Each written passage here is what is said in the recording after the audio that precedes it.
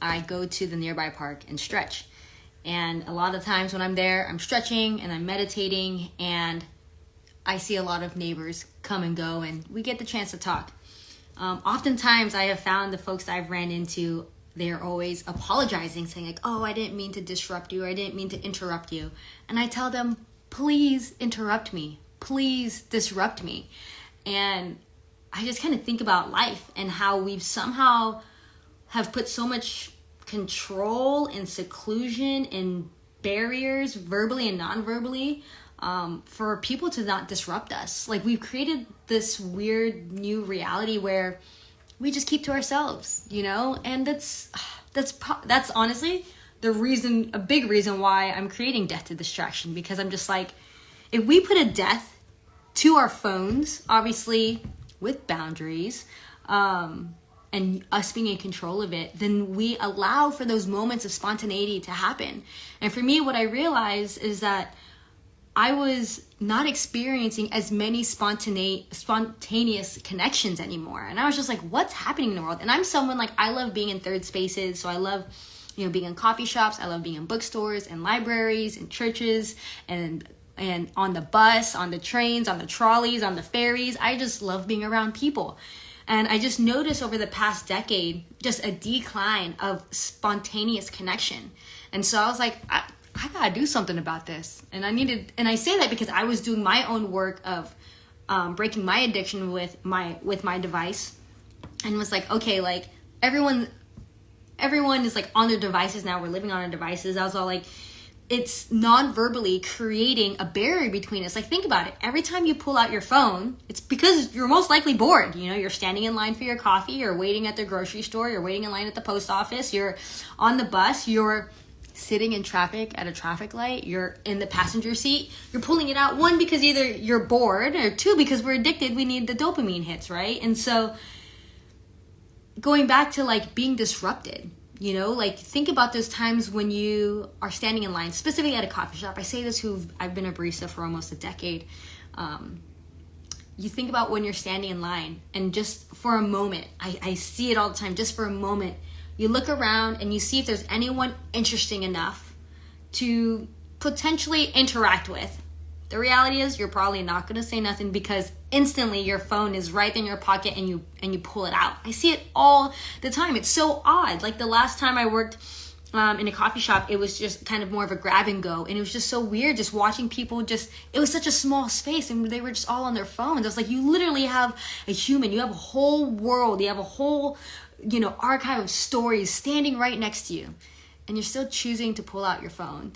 And so I'm fully transparent. When I stretch in the morning, I'm conscious of what my headphones are communicating non-verbally, and I'm conscious of what my cell phone is communicating non-verbally. I consciously realize that if I have my phone out, if I'm in a public space, it is non-verbally communicating to others that I don't want to be bothered, So sometimes I'll take out one earbud to let them know that like I'm still in tune with what's going on, but most people don't think about it that way. We just automatically do it because of our addictions, but you kind of have to see it. Like when you see that and you experience that, is it just me, or do you feel that you've subliminally put up a barrier, And if you get the chance to check out my daily digital reflection, how I go through this specific book right here that really inspired me to do Death to Distraction, aka Digital Distraction, Daily Digital Decluttering. It was from the 12 ways your phone is changing you.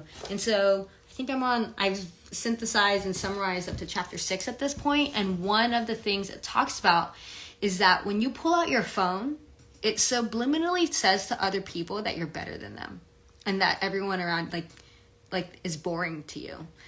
So it's like, I know that sounds a little harsh, but that's what it's kind of saying. You're like, none of you are interesting to me who are standing in this line or at this coffee shop. So I would rather pull out my phone. And so I would rather dive deep into the world and secret desires that I've created on this device, as opposed to actually interacting with the world around me. So what I'm trying to say is, I personally think, people want to be disrupted.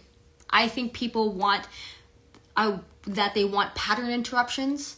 I think our phones have made us comfortable in the little world we've created. And you have to think about it in a sense that when you go back home to your honey, your sweetheart, your friends, your roommates, when you catch up with someone at the end of the day, and then you ask them about how their day is, 9 out of 10 times, you're going to go back to the moment you connected with another human being in person. So I'm thinking about this morning. I'm thinking about when I shared with all of you that when I go to this park every morning and I do my stretches, there's this gentleman. I would see him and I would see him talking to all the other dog owners.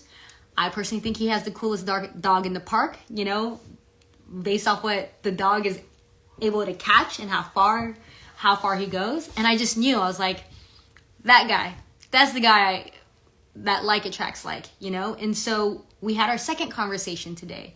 And, at the very end, he's like, oh, I didn't mean to disrupt you. And this is after an amazing conversation. We're talking about his daughters. We're talking about the gap that he's in right now between possibly going back to working for someone else and wanting to work for himself. Like all of these conversations. And then at the very end, he's like, I'm sorry, I didn't mean to disrupt you. What? Disrupt me, please. Interrupt me, please. And this is someone who's conscious of the nonverbal communication. But I would like to say for you too, do you want to be disrupted? Do you want to be interrupted? Are those the moments that you're going to remember? And I also just want to challenge you to go disrupt other people. Go disrupt people, particularly if they're on their phones. Obviously, if they're with their families and things. But also, we need to get back into each other's lives. We need to get back to being with each other. I remember one time when I was still living in downtown, I was with a brother from the church.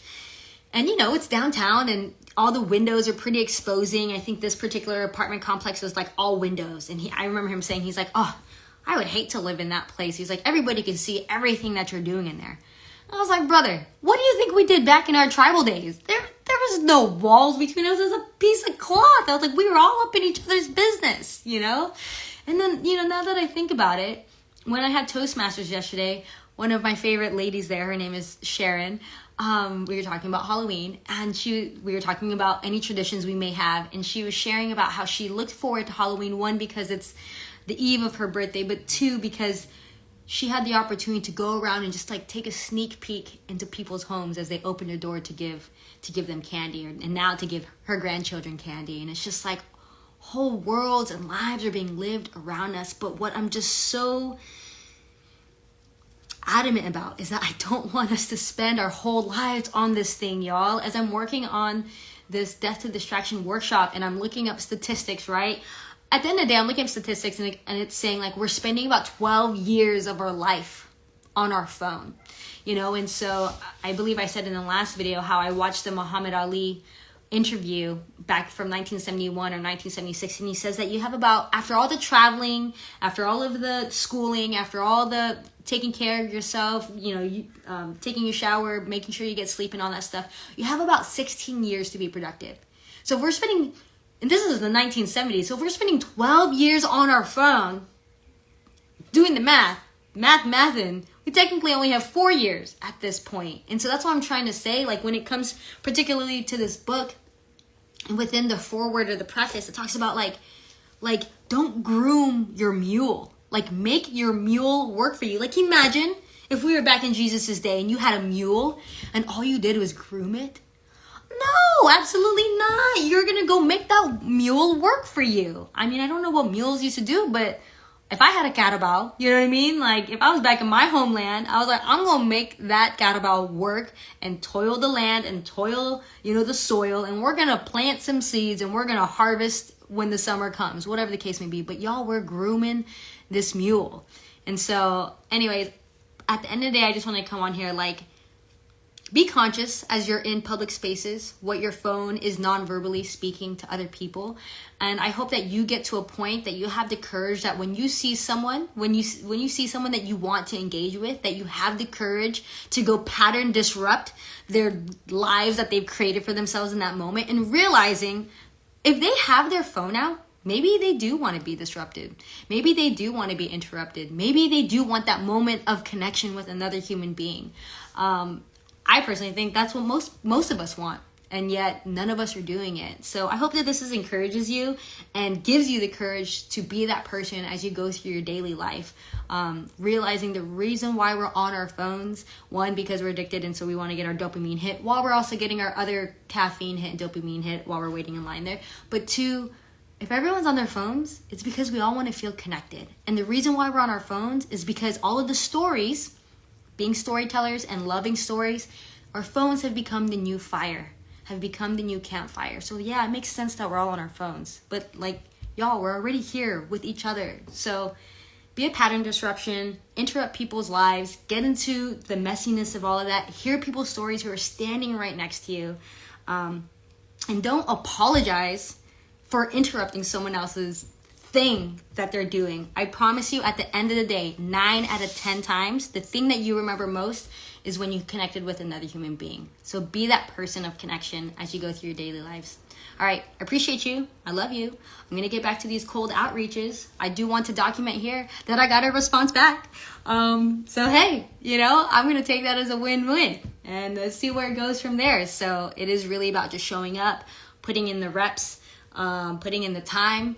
And just for me, I'm just realizing God's trying to meet me, so I need to meet them and just be like, this is where we're at. This is what we're doing. So this is me meeting them where they want me to be. So I'm going to keep going with this. I hope that this encourages you, and I will see you all tomorrow. Bye now.